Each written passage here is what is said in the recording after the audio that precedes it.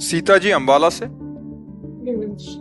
श्री हरिवंश महाराज जी, आपके चरणों में कोटि कोटि प्रणाम। गुरुजी, जब साधक के स्वयं की निष्ठा मंत्र जाप से ही भगवान की प्राप्ति होती है, तो श्रेष्ठ गुरु भगवत प्राप्त महानता से ही दीक्षा लेने की क्या जरूरी है? इसलिए जरूरत है कि जो निष्ठा आती है वो तुम्हारे से नहीं आएगी। तुम्हारे मन और बुद्धि की तो आकर्षण वृत्ति माया में है, प्रकृति में है, भोगों में है। तो तुम अगर घसीट पाते तो अभी तक घसीट लेते, बहुत जन्म हो गए। अब उनके चरणों के आश्रय से, उनकी बताई हुई युक्तियों से, उनके मंत्र से और उनकी कृपा शक्ति से तुम्हारे अंतर की वृत्ति बलवान होगी और फिर तुम अपने को घसीट कर निष्ठा में लाओगे। निष्ठा गुरु कृपा से बनती है, सिद्धि गुरु के वचनों से होती है। नहीं तो आप करके देख लो, बातें बनाने की अलग की बात है, अपनी इंद्रियों को निर्विषय करके देख लो, अपने मन को भगवान में एकाग्र करके देख लो। यहां कोई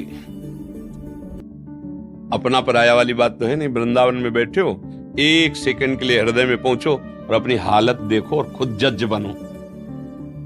बातें बनाने की बात अलग है, खुद जज बनो और फिर अंदर से फाइनल करो तुम क्या हो।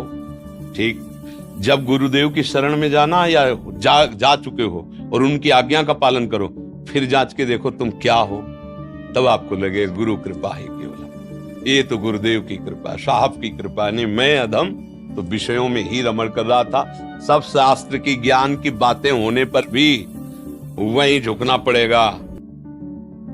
ये जो मलमूत्र का भांड है ना, सारा ज्ञान इसी में।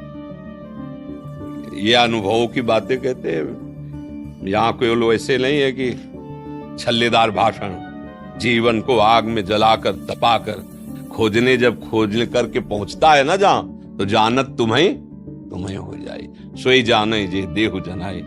बिल्कुल कदापि नहीं निष्ठा सकती, कदापि नहीं भावन सकता और कदापि नहीं भगवत प्राप्ति हो सकती। बिना किसी संत वाणी और संत चरण का आश्रय लिए आज तक किसी को भगवत प्राप्ति हुई हो तो हमें बताना के किसी को भी पूरे विश्व में। गोस्वामी श्री तुलसीदास जी कहते हैं, मत कीरति गति भूति भलाई, जब जे जतन जहां जे पाई, सो जानो सतसंग प्रभाऊ, लोकहु वेद न आनो पाओ। साधु संग के बिना, संत समागम के बिना आज तक किसी को अध्यात्म मिलाओ, बातें बनाना आ जाएगा, अध्यात्म की चर्चा करना आ जाएगा, अध्यात्म मार्ग नहीं प्रकाशित होगा। अध्यात्म मार्ग दिव्य है, यही है, पर वो कोहरा छाया रहेगा। और जहां गुरु कृपा हुई तो अध्यात्म मार्ग ऐसे दिखाए, चलो ये मार्ग है, चलो अंदर से। तो चाहे शिव विरंच सम होई, गुरु बिनु भव निधि तरय न कोई। बात ये रखी गई है। विरंच ब्रह्मा के समान सृष्टि रचने में समर्थ, शिव के समान संपूर्ण वैभव वैराग्य सब, लेकिन जब तक गुरुदेव की कृपा नहीं, तब तक वो तत्व बोध नहीं प्राप्त कर सकता, भगवत प्रेम प्राप्त नहीं कर सकता। क्योंकि मूल में तत्वबोध और भगवत प्रेम का बाधक भाव अहम।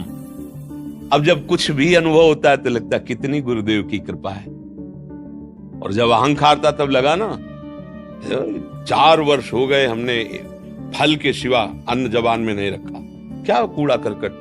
कितने पशु पक्षी हैं जो जीवन भर फले केवल पाते, ब्रह्म बोध हो जाता है क्या? 1 महीने से केवल जल में रह रहा हूं। कितने जीव हैं जो जीवन भर जल में रहते हो, केवल जल पी के ही रहते हैं। कितने जीव वायु पी के रहते हैं, मिट्टी, उनको ब्रह्म बोध हो गया क्या? फालतू का अहंकार हम अपने दिमाग में रखते हैं। ये जब अहंकार मिट्टी में मिलेगा तभी बात। और ये मिट्टी में मिलाने वाले केवल गुरुदेव हैं, केवल गुरुदेव, दूसरा नहीं है।